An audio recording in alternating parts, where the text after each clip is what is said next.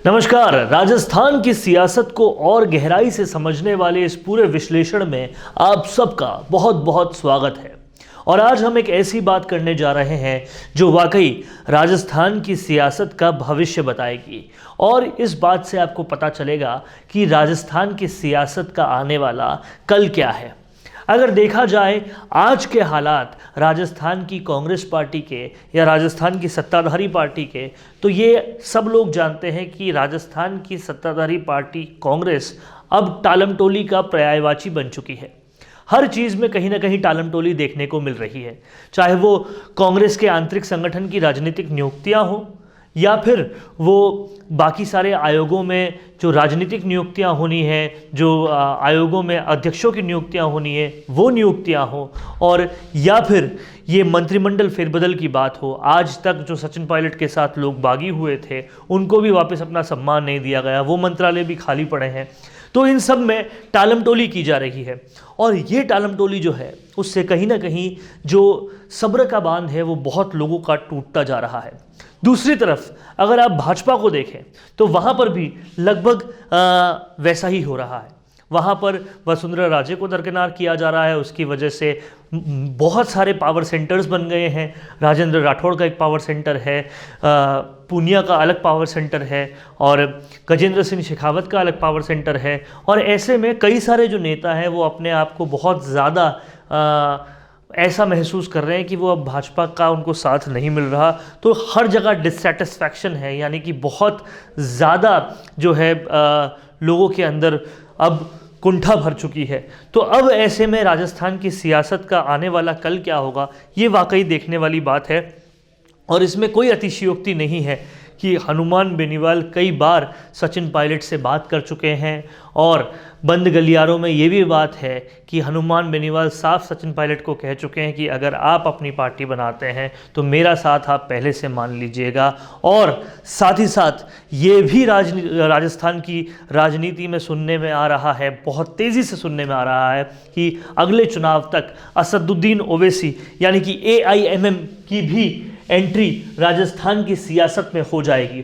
तो समझने वाली बात यह है कि अगर असदुद्दीन ओवैसी की एंट्री हो जाती है और सचिन पायलट जो अपने समर्थक विधायकों के साथ अगर डिससेटिस्फैक्शन वाले मोड पे जाते हैं तो और वो एक अलग पार्टी बनाने की सोचते हैं और उनको मिलता है हनुमान बेनीवाल का साथ, तो ये तीनों का गठबंधन अगर हो गया और कोई तीसरा मोर्चा खुल गया तो ये जो तीसरा मोर्चा होगा वो राजस्थान की सियासत को पलटने वाला होगा, बदलने वाला होगा।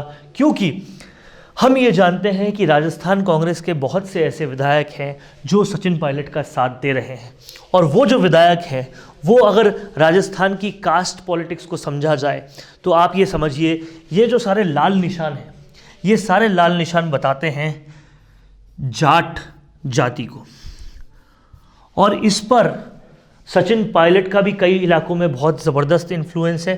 जैसे कि आप यहाँ पर भरतपुर का इलाका जो देख रहे हैं वहाँ पे सचिन पायलट का काफ़ी इन्फ्लुएंस है, क्योंकि भरतपुर का जो इलाका है वहाँ पर उनके समर्थक विश्वेंद्र सिंह आते हैं। उसके बाद में अगर आप देखें तो ये जो पूरा इलाका है टोंक से लेकर भीलवाड़ा से लेकर बूंदी से लेकर कोटा से लेकर सवाई माधोपुर, करौली, धौलपुर, दौसा, अजमेर, ये सारा इलाका जो है इस पर सचिन पायलट का बहुत ज़्यादा प्रभाव है, क्योंकि ये पूरा इलाका जो है वो गुर्जर बाहुल्य क्षेत्र है। तो इस पर सचिन पायलट का काफ़ी ज़्यादा प्रभाव है, यहाँ पर सचिन पायलट का प्रभाव है। और इसके अलावा अगर बात की जाए मीणाओं के प्रभाव की तो सिरोही और उदयपुर के आसपास के एरिया में मीणाओं का प्रभाव बहुत है, जहाँ से उनके समर्थक रमेश मीणा आते हैं। जैसा कि आप लोग जानते हैं कि किरोड़ी लाल मीणा के पार्टी बदलने के बाद अब उनकी वो फॉलोइंग रही नहीं है और रमेश मीणा जो है वो अपनी जाति को ज़्यादा इन्फ्लुएंस कर रहे हैं और वो सचिन पायलट के साथ हैं। तो कहीं ना कहीं एक बहुत बड़ा ये इलाका भी है जो उनके साथ जाता नज़र आ रहा है। अगर हनुमान बेनीवाल आ जाते हैं तो ये जो पूरा नागौर का क्षेत्र है और नागौर के आसपास का जो क्षेत्र है, नागौर, चूरू, सीकर, झुंझुनू, ये सारा क्षेत्र बहुत ही ज़्यादा जाट प्रभावित क्षेत्र है। और हनुमान बेनीवाल इसमें कहने में कोई अतिशयोक्ति है नहीं कि वो आज की डेट में एक ऐसे नेता हैं जिनके एक कहने पर 5 लाख लोग इकट्ठे हो सकते हैं। जाट जाति को इन्फ्लुएंस करते ही है, इसके अलावा किसान वर्ग को बहुत ज़्यादा इन्फ्लुएंस करते हैं। तो ये जो तीनों की तिकड़ी है वो एक बहुत ज़बरदस्त जो है माहौल बनाएगी। और अगर ये गठबंधन हो जाता है तो जाहिर तौर पर राजस्थान की सियासत में पहली बार ऐसा हो सकता है कि एक सत्ता ऐसी आए जो तीसरे मोर्चे की है, क्योंकि पिछले काफ़ी वक्त से हम देखते आए हैं कि केवल भाजपा और केवल कांग्रेस ही इस पूरी सियासत को रूल करती आई है। असदुद्दीन ओवैसी की एंट्री की बात की जा रही है। बहुत सारे ऐसे इलाके हैं जिन पर मुस्लिम इन्फ्लुएंस है। आप ये जो ग्रीन कलर की इसमें देख रहे हैं, ये पूरा इन्फ्लुएंस मुस्लिम बाहुल्य क्षेत्र इन्फ्लुएंस है। इसमें बहुत सारा क्षेत्र जो है अलवर का, जोधपुर का भी आता है, काफ़ी सारा क्षेत्र आप देख रहे हैं अजमेर के निचले इलाके का भी आता है। इधर जो भरतपुर बाहुल्य क्षेत्र है, भरतपुर के इस साइड वाला एरिया वहाँ पर भी आता है, थोड़ा बहुत अलवर भी आता है। तो ऐसे करके मुसलमान बाहुल्य क्षेत्र बहुत सारे हैं और वहाँ पर असदुद्दीन ओवैसी का दबदबा हो सकता है। ऐसे में ये कहना भी कहीं अतिशयोक्ति नहीं होगी कि अगर AIMM खड़ी होती है तो कम से कम वो वोट दूसरों का तो काट ही सकते हैं। और ऐसे करके ये तीनों की तिकड़ी एक बड़ा तीसरा मोर्चा बना सकती है, जिसका शायद अभी तक राजस्थान ने सोचा भी नहीं था। लेकिन क्योंकि अब वसुंधरा और गहलोत का युग समाप्ति की ओर है, वो अपनी उम्र भी पा चुके हैं, उनका युग समाप्ति की ओर है, तो अगला क्या, ये सवाल सबके मन में है।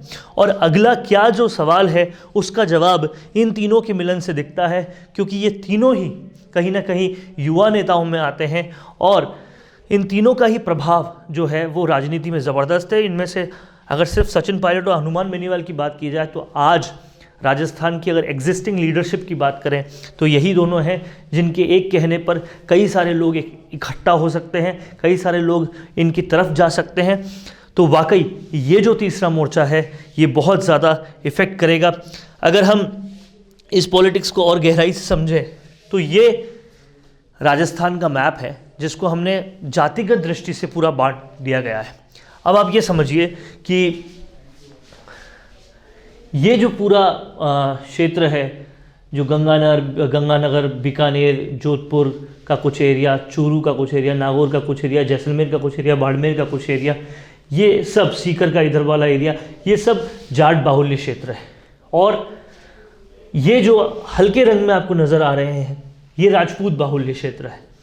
और ये वाला जो रंग है, जो ये बीच में छोटा सा रंग ये वाला जो दिख रहा है आपको, ये गुर्जर बाहुल्य क्षेत्र है, ये गुर्जर बाहुल्य क्षेत्र है, ये गुर्जर बाहुल्य क्षेत्र है। तो इससे आपको समझ में आ ही रहा है कि किसका इन्फ्लुएंस कहाँ पे सीधा सीधा जा सकता है।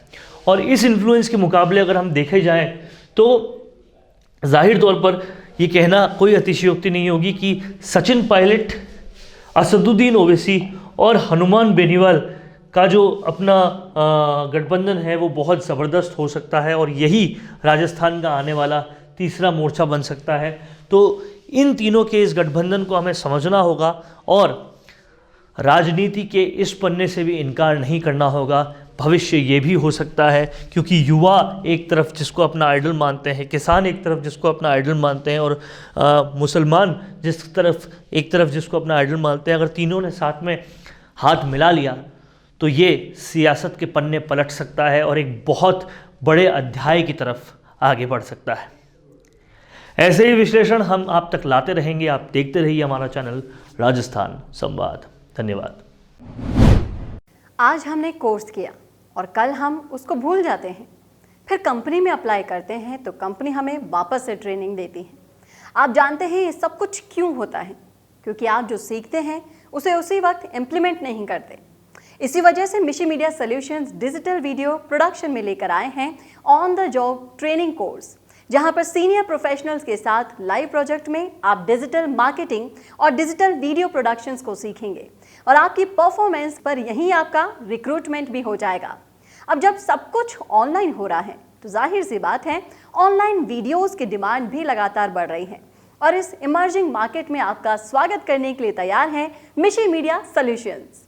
ज़्यादा जानकारी के लिए कॉल करें 9549770549 या फिर आप हमें मेल भी कर सकते हैं mishi media solutions@gmail.com।